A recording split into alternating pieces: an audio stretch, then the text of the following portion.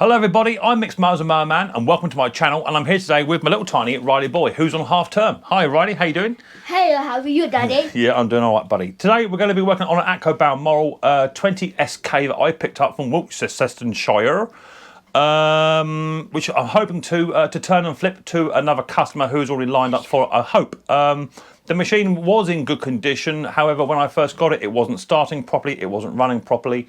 So I did get it for relatively cheap money for what it is, but these machines do fetch a serious amount of money. They do command it because they do cut above the rest. These are very, very similar to the Allett style machines. In fact, Allett now own the copyrights designs to the Allett machine, to the Atco machines. So they are pretty much the same machine. This one is powered with the FJ100 Kawasaki engine on, which is renowned for its super running. And I have now cleaned the carburetor and done a bit of tinkering to it, and the machine now does run and cut exactly as it should do. However, it does need a service. It's not been serviced for a little while. It's been sat for about 2 or 3 years. What was you going to talk about? Yeah, Riley boy's had to have his blood pressure taken today. We're taking blood pressures on Riley because we're trying to up your medication to try and help you deal with your day a bit better. So what are you from? I got it from Amazon. So me and Mummy are taking your blood pressure on a daily basis just to monitor your blood pressure. So that way we can get your medication up. We haven't got parcels. They're just spares. But I have been picking up some bits and bobs of late. I've got a few new bits of kit in, which I should show you before we get onto the bits of kit, which I should show you before we get onto a video. I've got some slightly different stuff in, which is in for repair. None of it runs, none of it works. So hopefully you guys and girls will find these bits of kit interesting. And it's something a bit different that I wouldn't normally do on the channel. And it's a new venture for me. So we'll have a little look into those. If this is your first time watching Micks Mowers and Mower Man, hit the old subscribe button and whack the old bell. That way you'll be told next time I upload another video. So without further ado, let's get down and dirty. And let's get this Atco Balmoral 20SK fully serviced, ready to move on.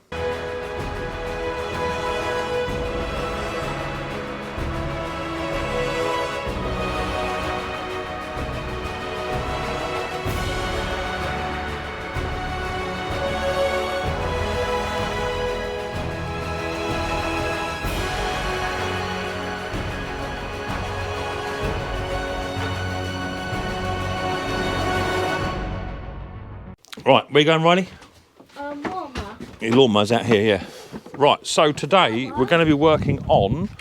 no, we're going to be working on... That's the Allett Kensington. So this is the Atco Balmoral. Where you going? Okay, come back then.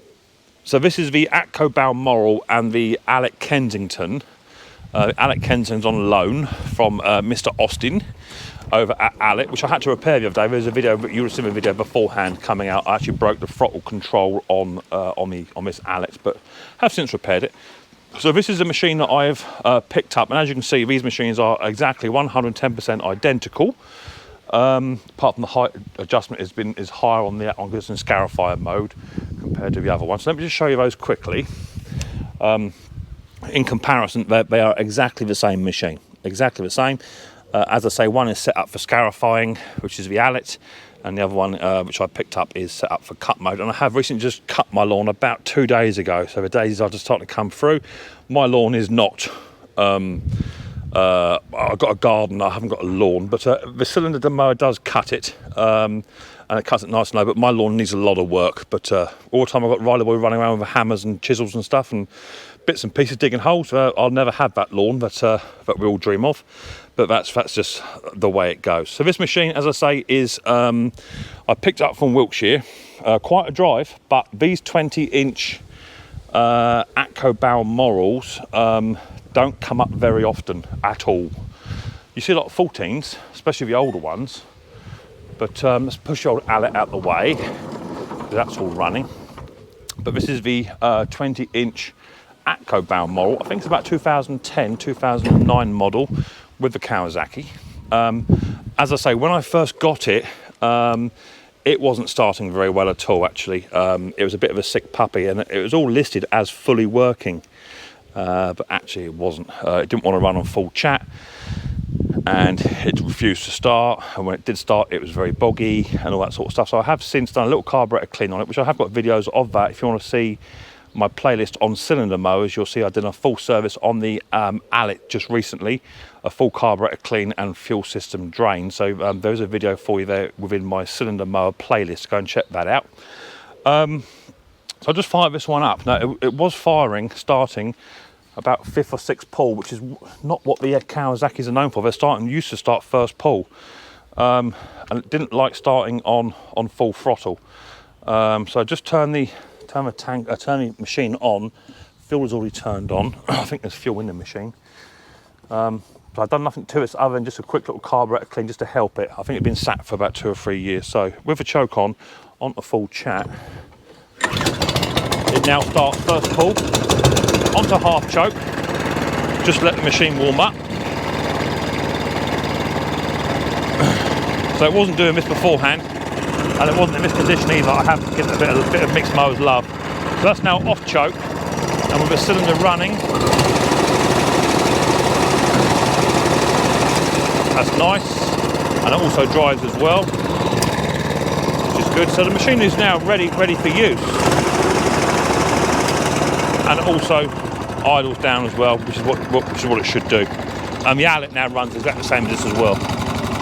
So you can get that performance from a Kawasaki engine as long as they're well maintained. If they're not maintained very well, then they can run pretty poorly, but that's the same as any machine. But this machine's coming in for a standard service today, so it'll be oil change, spark plug, air filter, that sort of thing. And then this machine's ready to go. The cylinder is in great condition. The belt's all good. I might just have to double check the cylinder itself with regards to the rotation of it, because sometimes when you fire it up, the cylinder likes to stay running. It's not actually under tension, but sometimes when you fire it up, that cylinder stays moving, which it shouldn't do. Probably doesn't want choke dynamics, to be fair.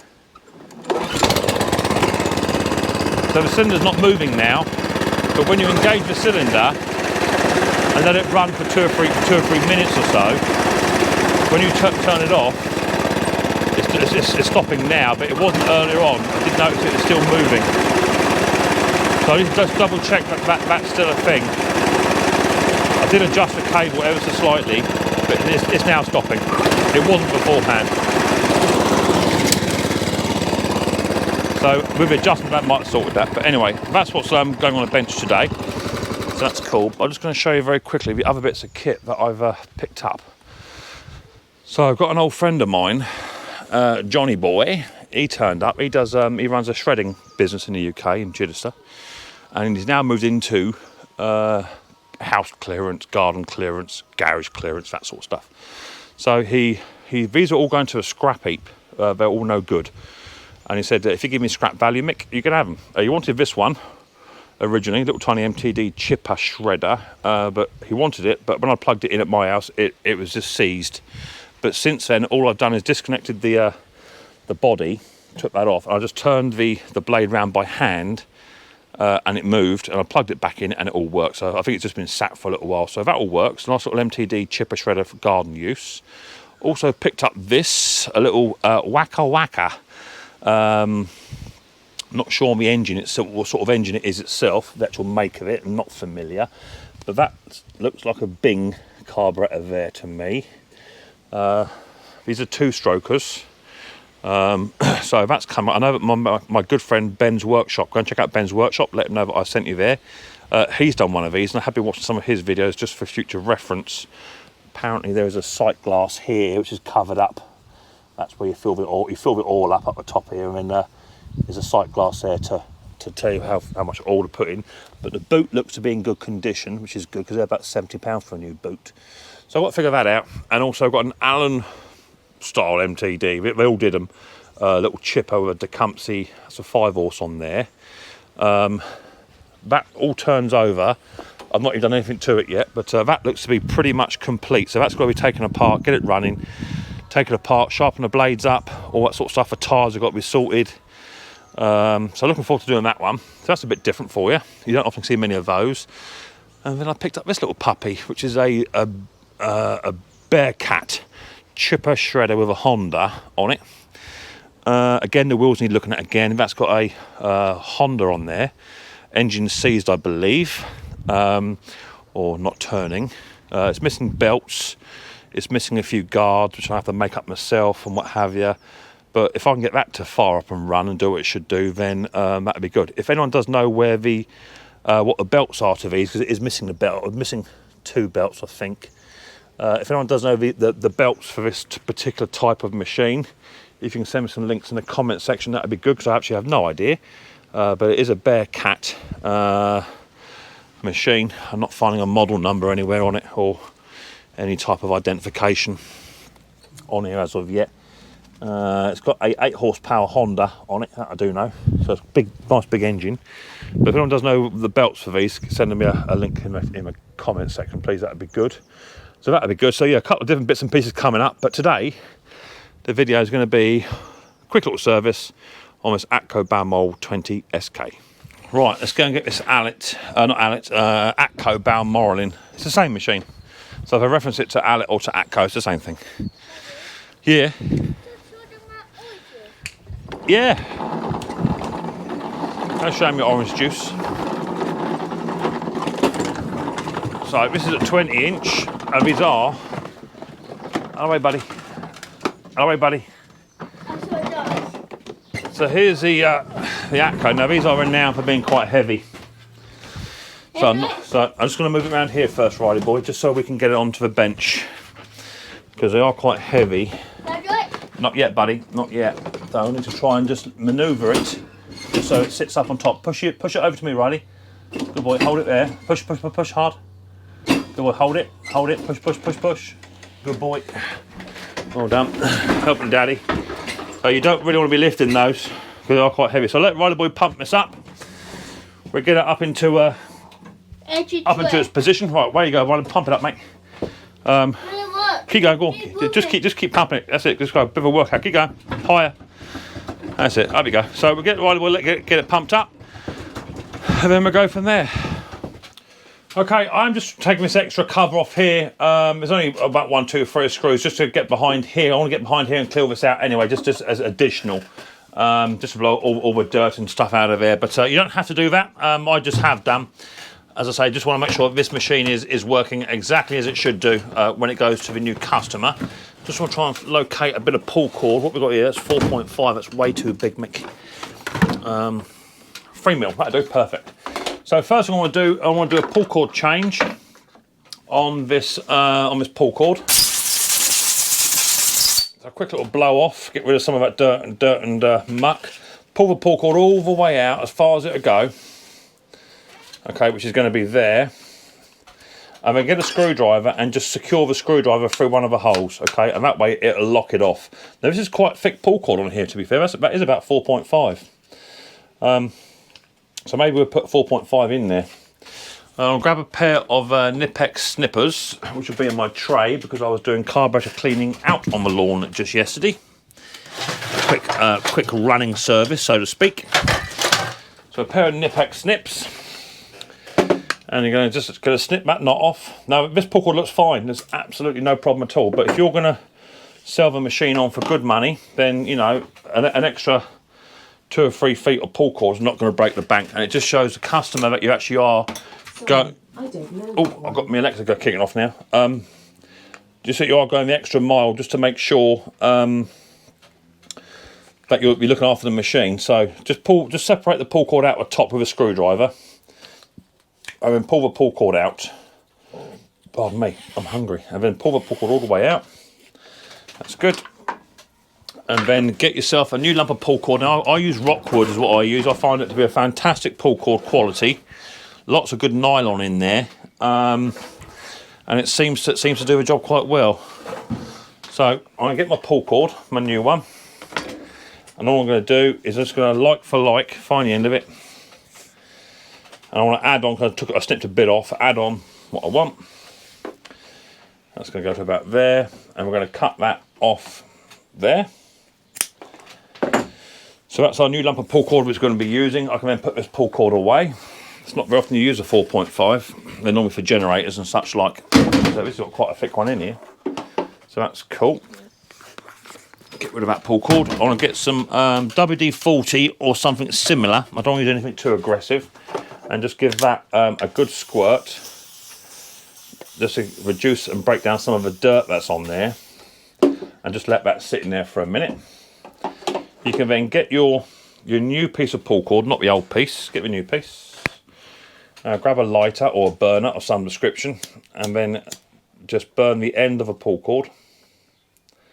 And just very, very quickly with your fingers, so you don't burn yourself, just make that into a point, okay? And then find out where your hole is, which is just around here, and run that straight through. You might have to just move this slightly just to line up the hole. Don't let go of it though, because you'll be in for a surprise if you do. And then just pull that back. And all you're going to do is just try and line the hole up. It's going to be about there somewhere, Mick. Just takes a bit of jiggery pokery. There it comes, trying to come through the hole now. Try and line that up. You can go the other way of it, but it's just as tricky. So if you can't get it to go through like I'm struggling, it's because the hole is just, the nylon is just slightly too thick. So you just have to get your lighter again, and it's just the edge of it. So just burn it again, all the way around, and then turn it into a point. Okay, the bit just there, which is quite.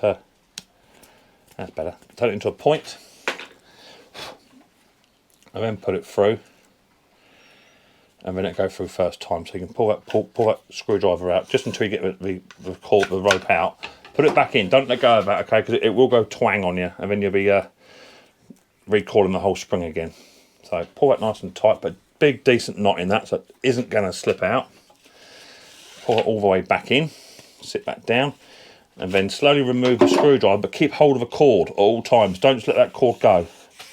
And then you can then recoil your pull cord up. Now that's going to take all of that cord, so what I suggest is you take it back out a bit and just put a little tiny loose knot into the pull cord. Just a loose one, and that'll just hold it still, okay? You can then get your lighter at the other end and burn this one up and turn it into a point. As I say, just be careful, mind your fingers. You don't want to be burning no pinkies. That goes up through there all the way, and it wants to then go up into here as well and out the other side, and then tie a knot in that end there as well. Okay, nice and up the top, pull that nice and tight so that ain't going nowhere, and then put that knot inside the hole like so. Pull your pull cord all the way up, and that then sits into there. Tuck all the cord in. That's that done, and you can then just remove that knot that we had there earlier on. Remove that out. There it goes, and then just slowly put that back in, and there's your pull cord change. And you can always tell a good pull cord because it should bounce back up into its position. Okay, if it doesn't, then your pull cord and spring is too slack. Okay, now it's time to get my air gun, blow off all that dirt.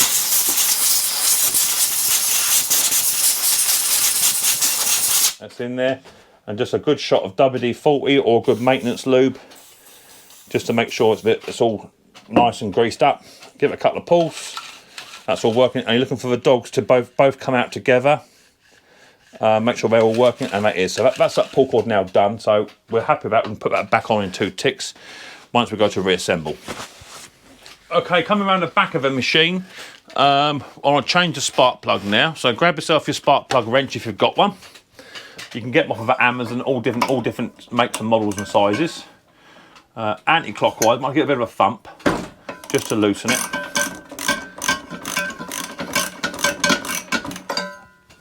And then just withdraw it. Now before you withdraw it all the way, what I recommend, you've got a tin of compressed air. Just give it a blow around the spark plug housing itself, because you don't want to be introducing any dirt into the cylinder. And then twist that spark plug all the way out. There are quite long threads on here, so you'll be here a little while, just like I am. Because my hands are slightly bigger than the average bear. There it goes. And in here we're going to have an NGK BR4HS. Now in my bag of many things I picked up for spares, and I think that's a spark plug for that one. I did pick several up. Different machines. So coming out is a NGK BR4HS, and going back in is an NGK BR4HS. So that spark plug, there's nothing wrong with that spark plug, so I will keep it as a good spare, clean it up, put it to one side. But as I say, I'm offering this machine out, and I want to put in a brand spanking new spark plug for it.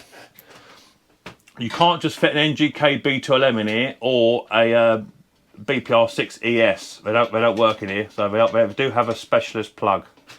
So just make sure that you're screwing that down nice and gently at first. You don't want to cross thread that, so take your time. Then get your spark plug wrench or socket or ratchet, whatever you call it, and just slowly nick that up. Now you'll feel a slight bit of resistance as you're screwing it down, okay? Now you don't want to hang off this. There is a little tiny washer on the spark plug, and all you're looking to do is just compress that washer down, okay? Just so it forms a good seal. You don't want to be absolutely hanging off of it. A little tiny compression washer here. So you just compress it down flat, okay? And that's the spark plug now changed. Leave the HT lid boot off because we're not ready to put this machine back together as of yet. Okay, coming further down, my fuel is turned off, so that's no drama. But as I said to you, there seems to be something in the bottom of this little fuel bowl, and I'm not quite sure what it is. It looks to be black to me. So I'm going to grab a little tiny pair of pipe grips, and very, very carefully, I'm going to try and undo this up. Now these aren't done up very, very tight at all. They're just well seated, and just by removing that, you can then remove the bowl. Now I'm going to keep hold of this bowl. You will get a little tiny bit of fuel drop out where it is within the fuel hose, so just put a bit of rag underneath to protect your lovely machine. Just going to remove that and have a little look inside here. Now this is one of your main problems where you get your bad fuel from. As you see, there's something in the bottom of there. I thought it was oil initially, but now looking at it, I don't think it is. So what I'm going to do, I'm going to try and get a bit of tissue. That would be fine actually, Mick. We're going to pour that onto there and see what's in the bottom of that. So there was a little tiny bit of water. The water sat on top of the machine. It's not dissolved. So there's a bit of water in there. So I've got a bit of water, but look inside there. Little tiny bits of dirt, okay, which is not good. So it is a bit of a trap area. So get your blower, blow that out. It wants to be absolutely crystal clear. Bit of WD-40, blow that inside, and then blow that again. And it's little tiny things like that, just checking the little sight glass on me, the little bowl on me, it will stop your carburetor from getting dirty, because if it's sat in the bottom of that bowl, then it will eventually get sucked up into your carburetor. And if it gets sucked into your carburetor, you're then looking for a carburetor clean. So I would recommend once every month, just double check that. So I thought it was actually dirty, look, it's not.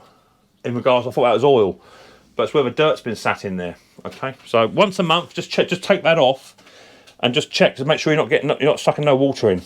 Okay, this machine could have been stored outside. So all I'm going to do is just going to screw that back on. Because don't forget, the new fuel, the new E10 fuel, moisture is attracted to the ethanol. So if you're outside and what have you, then your water's going to sit in there. So just make sure you check that. So just do that up nice and loosely at first, just till it bites, and then get your pair of pipe grippers. And you're not going to hang off of that. You're literally just going to nick that up. There, that's enough. It doesn't need to be very tight at all, okay? It just needs to be well on there. You can now turn your fuel on if you want to, just to double check you've got no fuel leaks if you want to do that.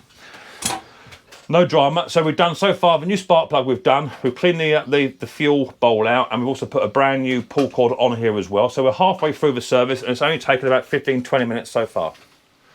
Okay, so next we're looking at doing the oil on this machine. Let me take off the old perch. And there's two ways of doing this, okay? Now, I'm lucky enough to actually have an oil extraction pump. So I can just take it out of here, undo this, and just extract the oil with a suction pump. You can find those in one of my comments. It says tools that I use. You can find the extraction pump in there. They're about 40 quid, but worth their weight in gold, okay? If you haven't got one of those pumps, manual pumps to suck it out, you've then got two choices. You can either take it out of here or take it out of this one here, but it does involve tipping the machine backwards onto its bottom to do so. So I'm going to do it the way that you guys might have to do it if you're just in your garden, or if you're lucky enough to have a work table.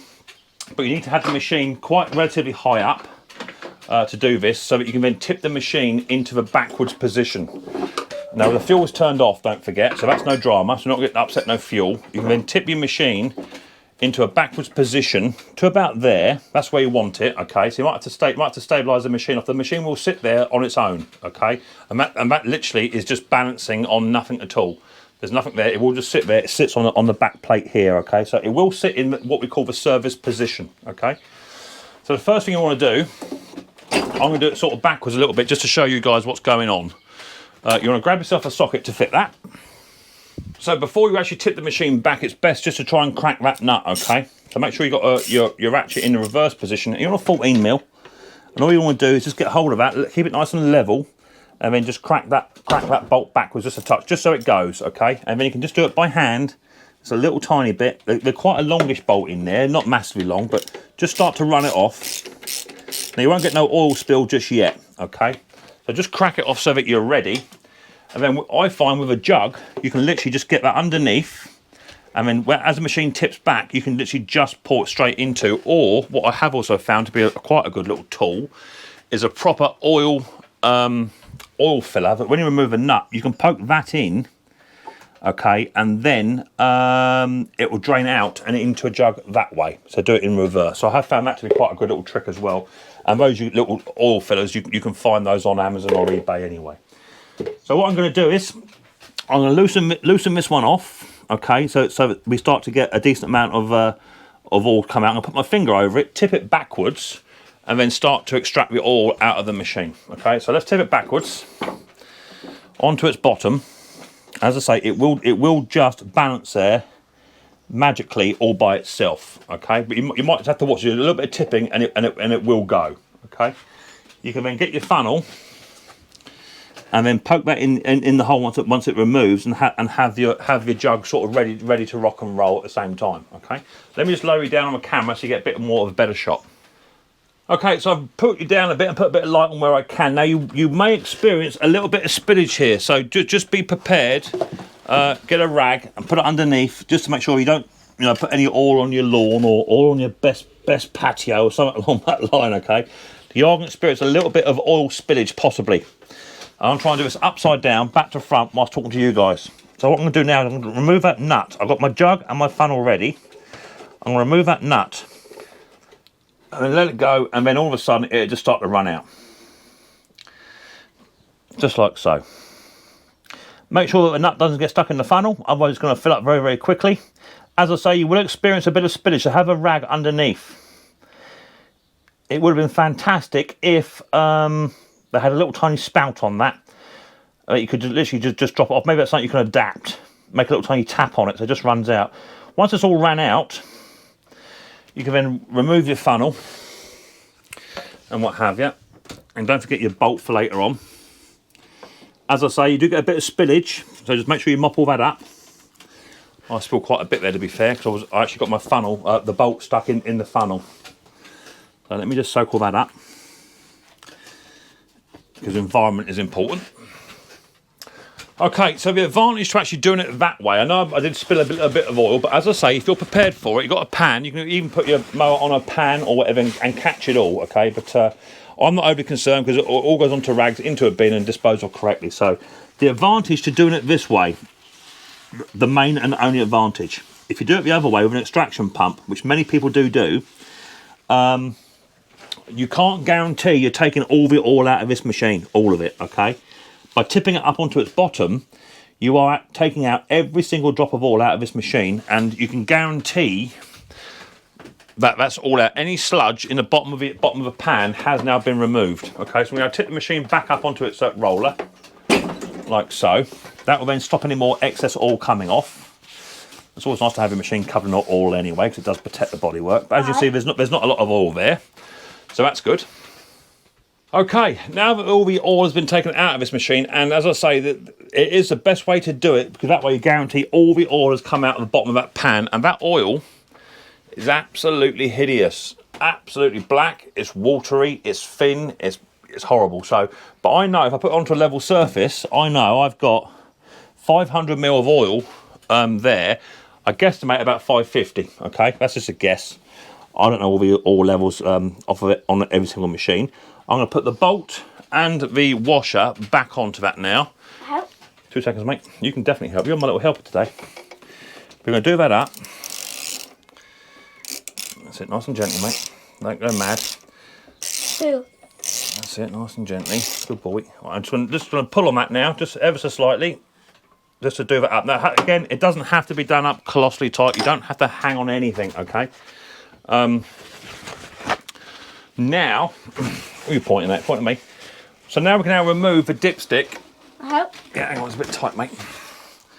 Remove the dipstick out of the machine. What's inside? This is called a dipstick. This is where you test the oil levels. That's it? So on here, no, I can't smell. On here, we actually have a low and a high, okay, in between the two. So that's low and that's high. And all we're going to do, because we've got 500ml in the jug, we definitely know that it requires 500ml. We'll put that into the hole just there. Oil. Bomp, like that. We're then going to grab our oil. I've got 300ml here. I know I have. It says so on the container. So I've got 300ml. So all of that oil, yeah, can go straight in. Go on the other side, buddy. Go on the other side. That's it. And just tip it nice and slow. And let the oil go into there. Don't go too fast because it'll spill. These little tiny funnels are fantastic. Let it run all the way down. See, it's going down. Look, it's going down. There it goes. A bit more. That'll do. Watch it go down. Has it gone down yet? Yep. Okay, a bit more then. It's 30. It is very thirsty engine, isn't it? So let that run all the way down. Lovely. Yeah, give it a little bit of a tap. Maybe not quite so much tapping as that required, but there you go. Don't you just love it when your kids want to come and help you do mechanics, you know? This is what so many people don't get. So we've got 300ml in there so far. Daddy? Yeah, buddy? Is it going? It's going, yeah. I'm going to take another new bottle. So this is SEA 30 oil. That's what I use. Special? It's great for the engine. The engine loves it, and it's the correct oil. Daddy? Yes, buddy? Special oil. Photo. Yeah, and so we had 300 gone in. I've got 1 litre here, so we want to go down to the 800 mark on this one. So we don't need quite so much this time, do we? So I'm going to pour a bit in. We're going to stop. We're going to tip this up. How do you do that? That's 900. Stop. And that's nearly 800. It's about 800 there. That's good. Let's put it to one side. Where's it going?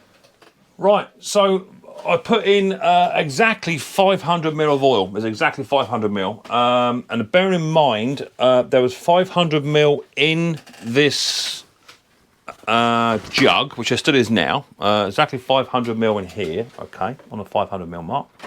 But I did spill about 150ml, I'd say, okay. Now on these engines, I believe, I've researched it, and it says you don't screw in, you just dip. So put it into there.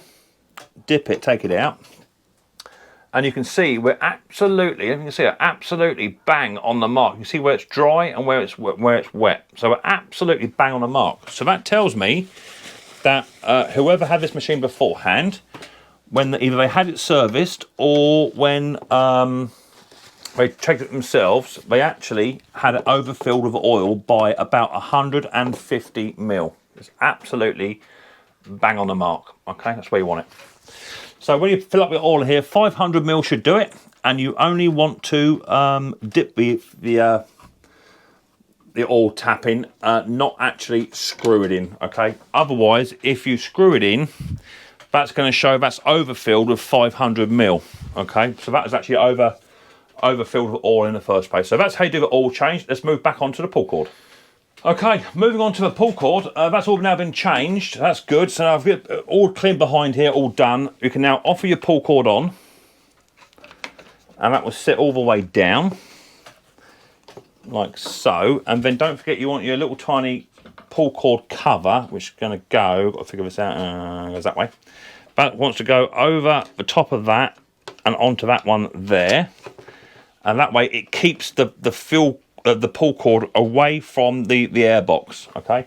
And that just requires your nuts, 10mm nuts, 1, 2 and 3. Let me get that done and I'll come back to you. Just a quick little tip on one of these nuts will have a little tiny skirt on it, okay, which is this one here, okay, little tiny skirt on the nut. But on this one here, it's slightly different. It has a countersink on it, okay? The countersink ones are the ones that go on the one with the little tiny pull cord guard. And the one with the skirt on goes all on its own over this side here, okay?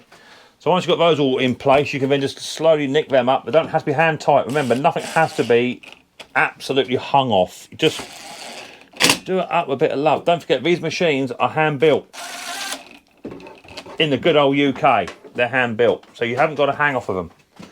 That's that bit done. Let's get on to the air filter change.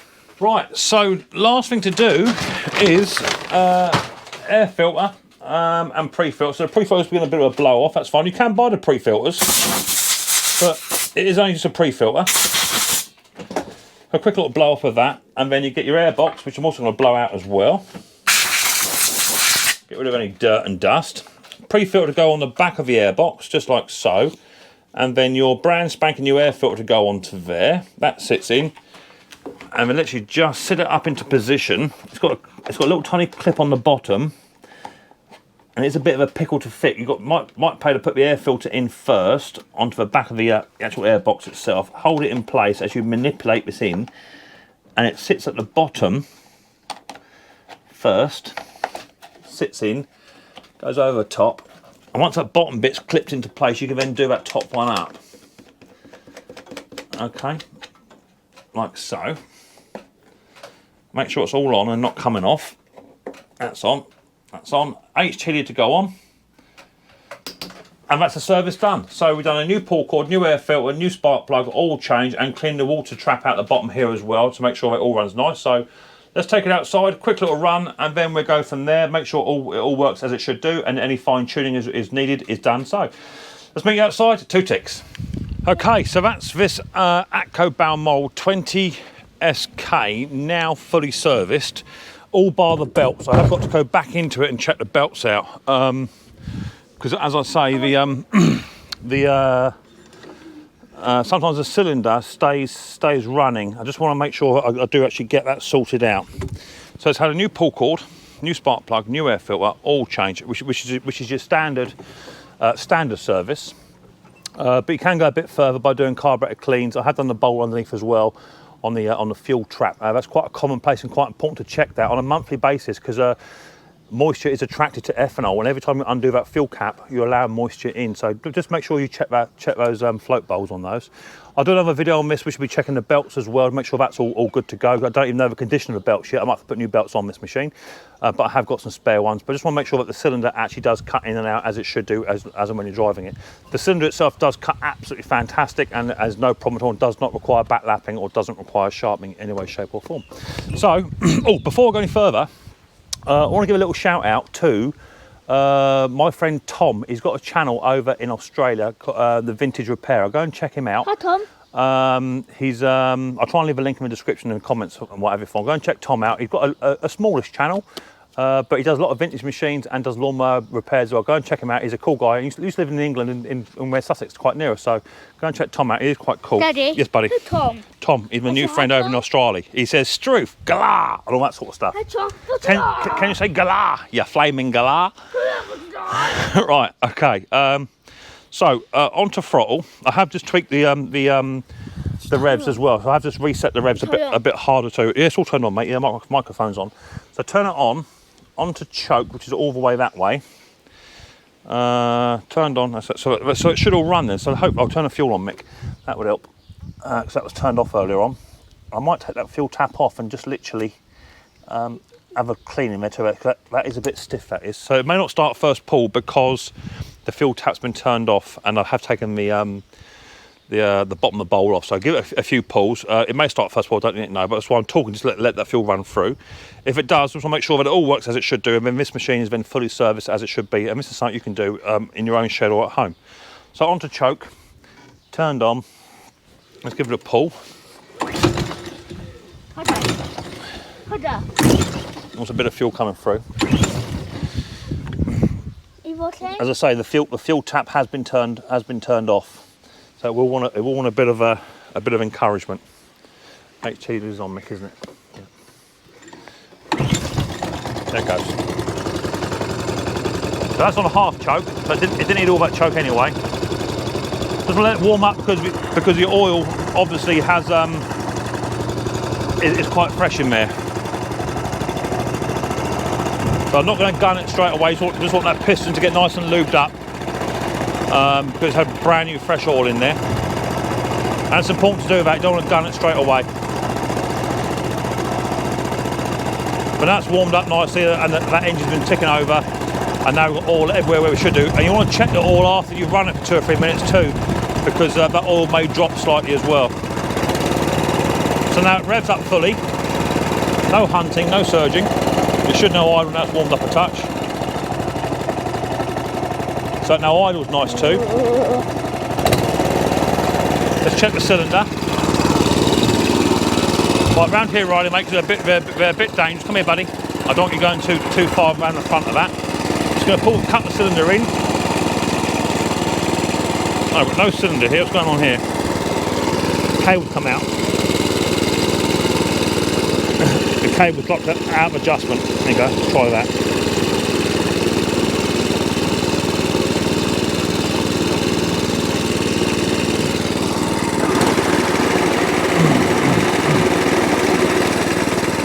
So the cylinder works.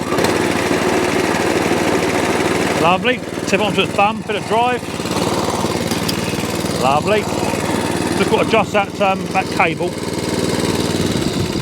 because the cable has actually just come out of its housing, just ever so slightly, just unscrewed. But I've got a bit of fine tuning to do on this machine.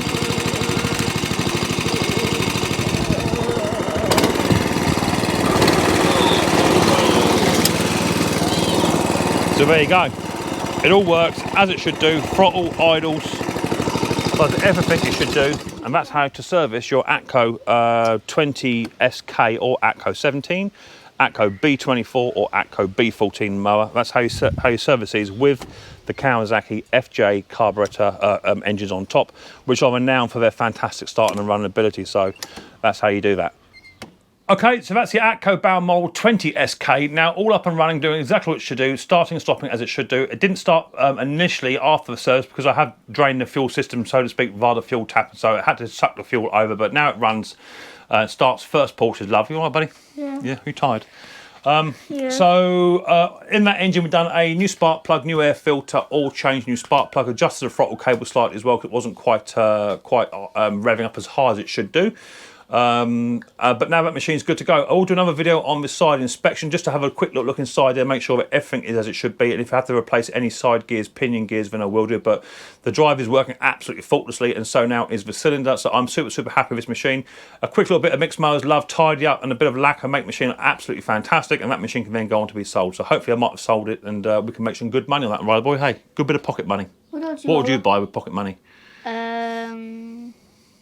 Chocolate bar? Ice creams? Ice creams? Yeah. Not Guys, to do some news. I was at the Hammy. You what? I was at Dead's. Tesco's? I was. Oh, you got lost in Tesco's, yeah. Riley Boy was not paying attention, and I sloped off without him. I knew where he was, but he panicked because he couldn't find his dad. But that's because you weren't paying attention. But you're never too far away from I always know where you are because I can hear you. You're quite noisy. What about tomorrow? Tomorrow, we're off to Southampton tomorrow. I'm going to go and pick up some wheelie bins. What's a wheelie? Where are you wheelie bin? Pick some wheelie bins because I want to have a tidy up here. I want to get about 10 wheelie bins.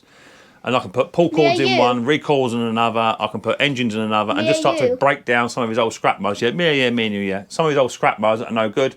Start to catalogue them up so I can literally just lift the lid up, take a spare engine out, or take a pull cord out, and yeah, a bit more organised. So we're going to be doing that. If you like this sort of video, Micks Mowers and Mower Man, on how to service your Atco lawnmower, then please hit the old subscribe button and whack the old bell. That way you'll be told next time I upload another video. So I look forward to the next episode of Micks Mowers very soon. Put it into them, people, much more importantly, take her easy.